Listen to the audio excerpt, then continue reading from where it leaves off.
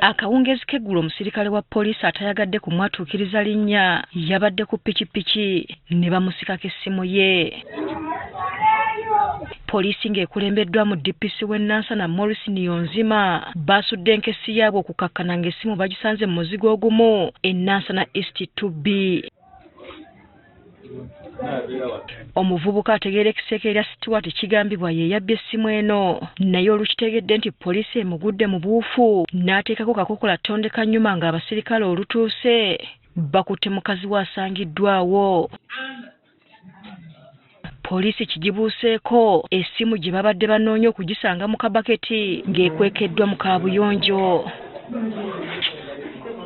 Poliisi era ezudde amasimu amalala agawerera ddala 10 ng'omukyala abadde yagakukumye mu katto ke yeezizika oba piro.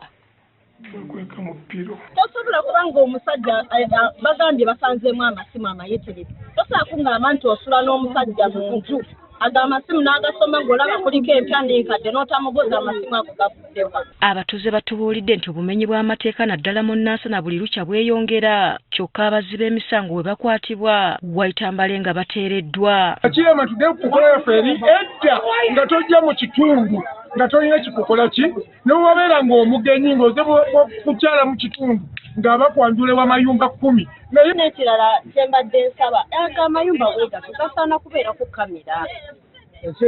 Kamera security ne kati essaawa zino bamunoonya kati nate ayinza n'otuyitako wano nga tumumanyi. Richard Rujja ssentebe wa Nansana East 2B agamba obubbi bw'amasimu buzzeemu okukyaka mu kitundu kye.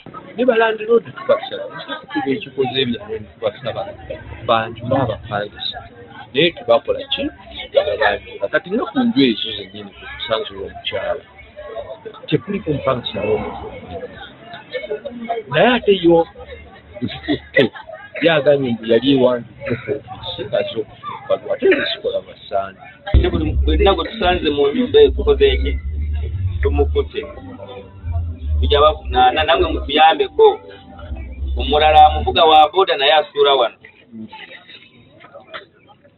Atuhayirwe mu kiseera kino akuumibwa ku poliisi y'e Nansana nga bwe banoonya Stewart aliira ku nsiko. Asfa Navuma agafeeyo ku Spark TV.